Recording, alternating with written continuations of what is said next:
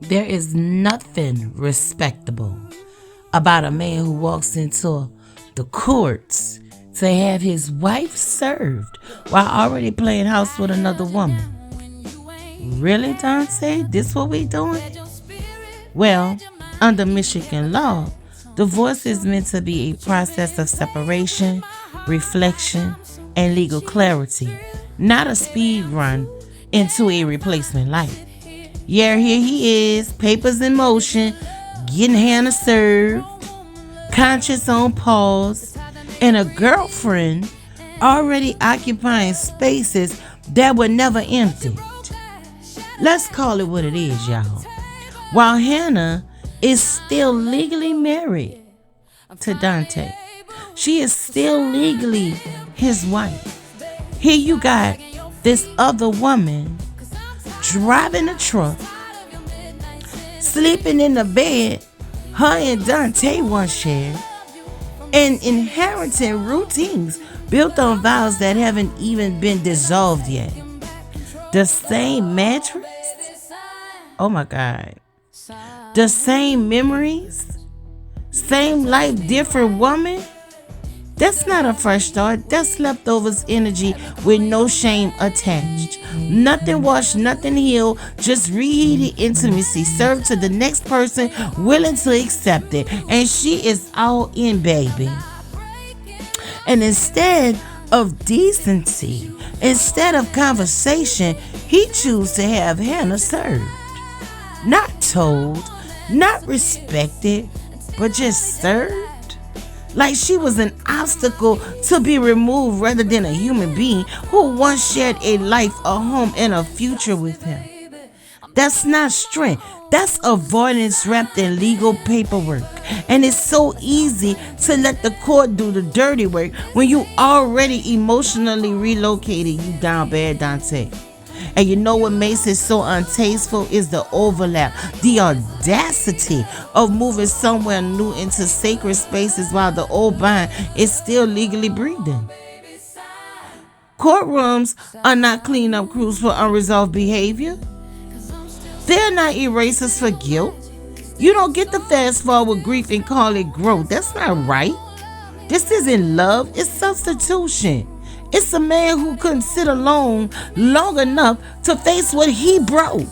So he replaced the role before releasing the person.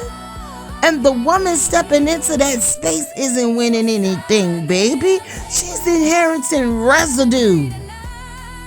A life still echoing another woman's name, another woman's sacrifices, another woman's imprint. Sloppy timelines, sloppier morals, and paper served, bed occupied, truck driven, while dignity set untouched. If this is how love begins, it tells you everything about how it will end. And now suddenly he's so in love, kissing all on her forehead and hugging and eating a sausage sandwich in the car. And you ain't, bruh, I can't with you. You're not healed. You're not even divorced yet. You're just emotionally hijacked by urgency. And it looks less like destiny and more like pressure, because when a girlfriend is pushing for a divorce while a wife is still legally standing, that isn't romance, that's influence. That's a countdown clock disguised as affection. And bitch, while you driving the truck, in my mind, you know what I'm saying? Oh, bitch, you done been here before. Oh, you done this before. And see, you probably got a little more smarts than Dante. See, you probably done been there and done a whole lot of stuff. And then you older than him. So you know how to manipulate him. I think Dante has met his match. But looking from the outside, it reads like this, y'all. The girlfriend isn't waiting for closure. She's demanding clearance. Pushing timelines, pushing paperwork, pushing a man to erase one woman faster so she can feel secure standing in her place. And instead of slowing down, instead of asking himself why everything feels so rushed, he dove all the way in head first. Logic last, you big jackass. That kind of all in love isn't organic. It's reactive. It's born from impatience, fear of being alone, and the need to prove a choice instead of understanding it. When love needs a legal eviction to feel valid, it's not love, it's possession dressed up as passion. Okay, what unsettling about all of this is how quickly devotion was reassigned. Let me say that again. What's unsettling about this whole thing is how quickly devotion was reassigned. 1 minute, a wife is being served papers. The next minute, a girlfriend is calling the shots. That's not clarity. That's control by proximity. Whoever is closest gets the power, and whoever came before gets erased as fast as the law will allow it. And that's the sloppiest part of it all.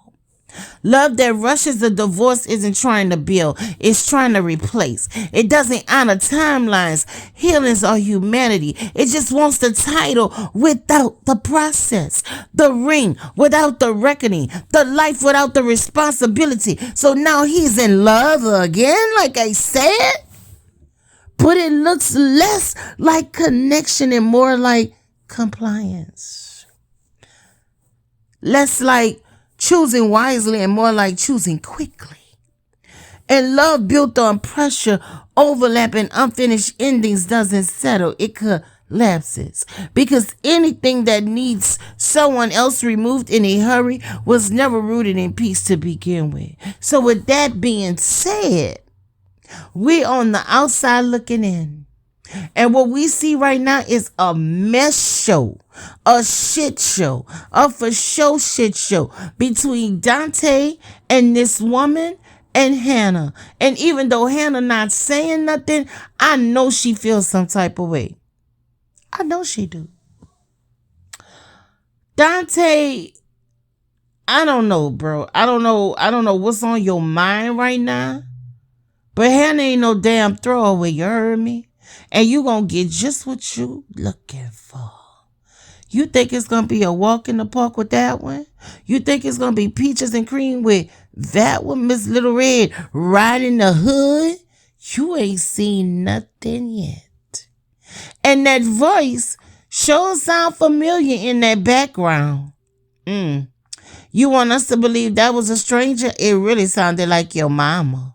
But who am I to say anything? Let me digress, because I could not believe you went home and got in the bed with this woman. Wow. With that being said, y'all, this is Miss T talking to you as usual. And this is the assignment.